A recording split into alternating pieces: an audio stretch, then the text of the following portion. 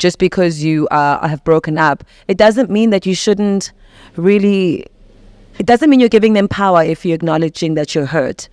This is, and if they take it that way, that's fine. Sure. But you're taking back your power by letting go of the power that relationship, I guess, had in your life. When you choose to forgive after the fact, do you communicate that to them, or is it just an internal? I guess it depends on the reality between the two people in that moment. Yeah. You know, I've had moments where I've called people like 2 years later to be like, oh my God, I've just experienced what I put you through in that moment, or something I might have said or something I might have done. And sometimes I've been in tears and I've called that person to say, I'm so sorry I made you feel like this. I didn't understand.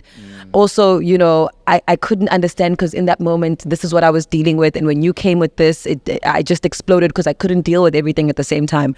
So I've gone back. I speak to most of my exes, actually. And it was a problem in one of my recent relationships. And I just thought, I don't know if you're still going to be around like next year. Like you might decide to go. And that's what I've learned at this age. I've learned that people come and go. Yeah. And hopefully you'll stay. But if you're not here, you're not going to change the anatomy of my life because you have decided to be in my heart. It doesn't mean this person who is a portion of my arm or my foot or my hair or whatever I've decided, that person has a piece of me and might always have a piece of me because that person owned up to maybe how they treated me, or I share a specific moment or a specific thing where I made specific decisions in my life at a certain time with this person, and I will always, this person is the one person who understands that when this thing happens to me, this is what it means, and they're a friend now, and if we wanted to be together, we'd be together, but we are not. So what do you say to, or how do you reassure the guy you date when they say it makes me feel uncomfortable or it makes me feel insecure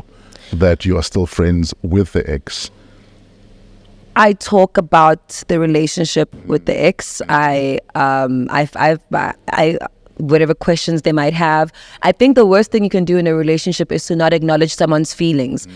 I think acknowledging someone's feelings doesn't mean you have to change the reality of your decision or what your decision is going to be. But I think acknowledging something and doing your best to make that person feel comfortable. Because the worst thing that can happen is to cut someone off. Then you break up with me. Now, what am I going to do? I'm going to go back to that person and say, oh, can we be friends again? Like that's also very childish. It's very high school.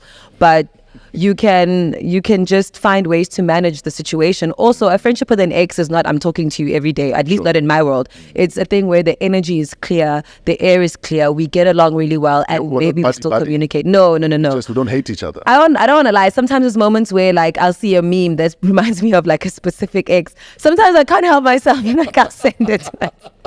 Again, depending on what the relationship is like. I mean, if you look at Robert, for example, like last year when he released his book, I was there at the launch. You know, obviously he had to call me and basically let me know of, you know, what it was going to look like and am I going to be in the book. And there ended up being like a small chapter there about me. And I thought it was really kind, the things he said about me. I really appreciated, you know, how he handled that. And we're still good. Like, we're still good. He didn't have to handle it like that in the book. No, he didn't. So how did you feel that he handled it like that? I've never really expected any less from him, though. Yeah. You know, Robert is someone who I believe is, he likes to make something look good. And he likes to be honest.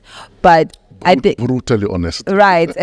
Mainly with the sports people, though. Like, his personal life is a different story altogether. So, I mean, him writing that book was impressive. But like I guess he's someone who's always going to put into consideration the fact that I have children. Yes. He has a child. We both want to have future partners. Because the thing is also, I'm not someone you want to trigger and rattle. Yes, I'm doing my self-work and self-development and trying to be a better person, but I'm still working on it. So but there's still rattle me and like there's a loose end where they could just untie and everything will come falling down. I mean, I'm not saying that's a type of that I'd have things like that to say about him, but you know, Robert has a certain way of doing things, and it's something I always have appreciated about him. Now, when you in a relationship, how do you decide it's time for the kids to meet him or not? I've done it every different way, and hence I'm asking, because I know you've done it differently with different people you've dated.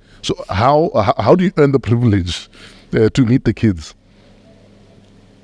And how do you decide? Some people have been in my life long before the relationship started. Okay. So their children are already aware that they exist, or they come around, or we're friends, or whatever. Yeah. I think when a certain level of commitment is made, which is no guarantee, and that's something I've also taught my children, to say, I have to live my life. You're going to get out of here one day and leave me all by myself.